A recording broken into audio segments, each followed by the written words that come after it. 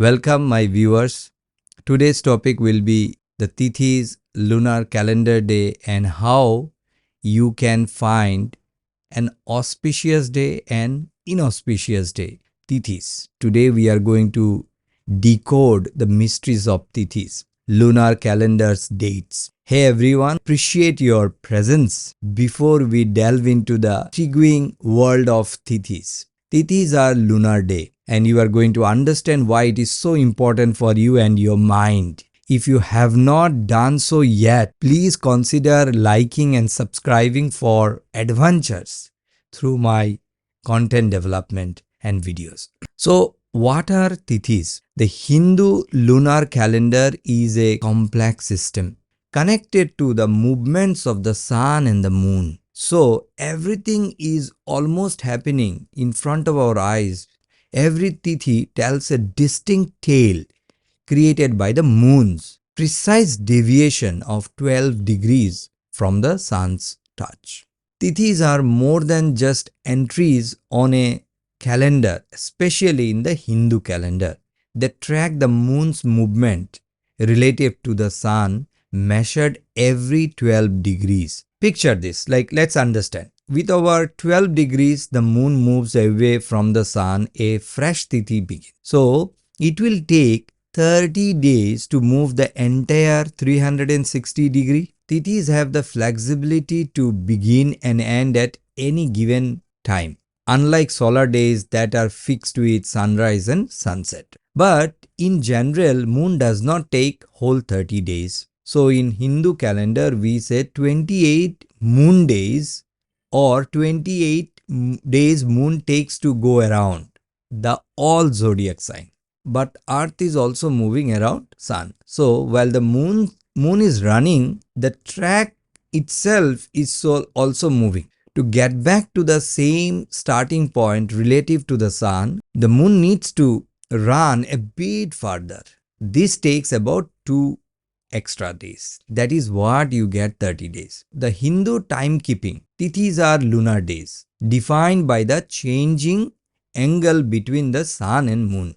Each Tithi lasts approximately 19 to 26 hours. And there are 30 Tithis as we mentioned. They are categorized into 2 fortnight cycles. Shukla Paksha, bright fortnight. 15 waxing Tithis, starting with Amavasya, so-called new moon. From waxing moon, it proceeds to full moon, so-called Purnima.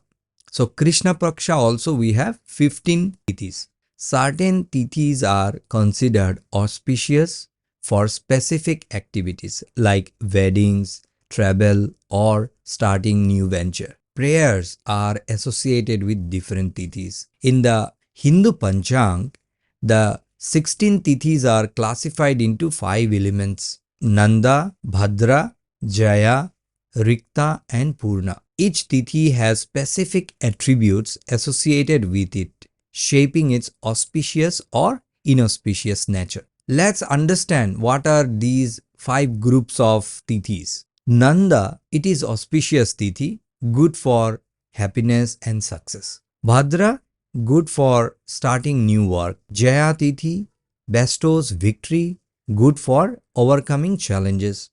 Rikta Tithi, not so auspicious for major undertakings. Purna Tithi, that is also good for completing tasks. So if you have a pending task you wanted to complete, please use Purna Tithi, that is being auspicious for completing the task. So each Tithi has a ruling deity, Nitta Devi. So each day will rule by a specific Devi who bestows your day. Phases of moon are continuous cycle of changes in the moon's appearance as observed from earth.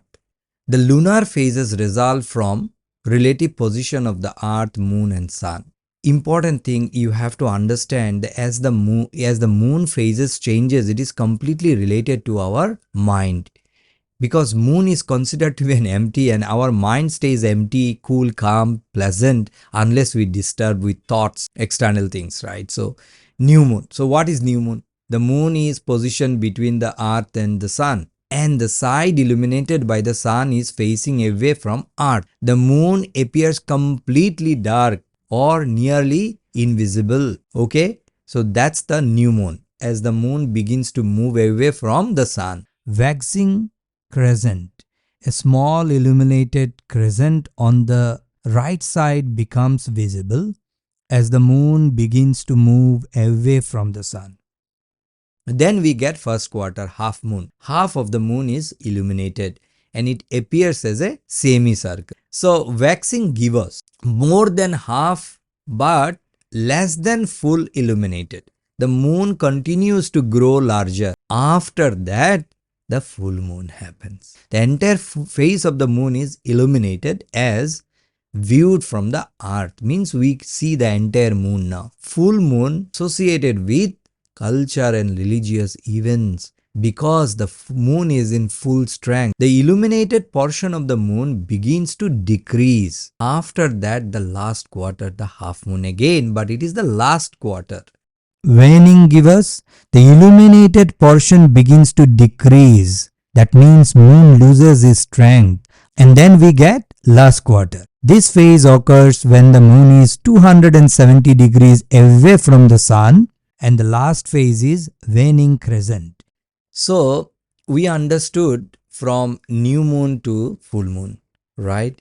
And you are going to discover how each day is directly connected to our mind. The lunar cycle is divided into 8 phases of moon, 16 Tithis, Nitya Devis, which rules each day. So 15 days in the Shukla Paksha and 15 days on the Krishna Paksha. Let's say you want to join for your new job. Choose a day accordingly. Pratiprada or Pradami, that is called the first day.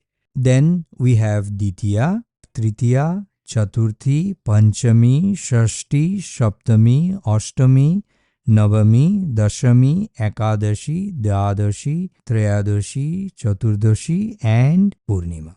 Okay, this is the waxing phase where moon is gradually getting its strength and full brightness in the Purnima. Likewise, waning phase, which is called as Krishna Paksha Tithis.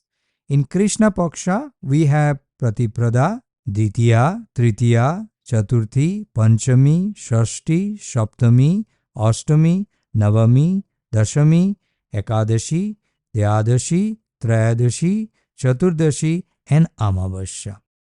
So each day rules by a Nitya Devi. We will discuss in another video each Nitya Devi, and I am very glad that you liked and subscribed my channel. And with that, I would like to say thank you very much.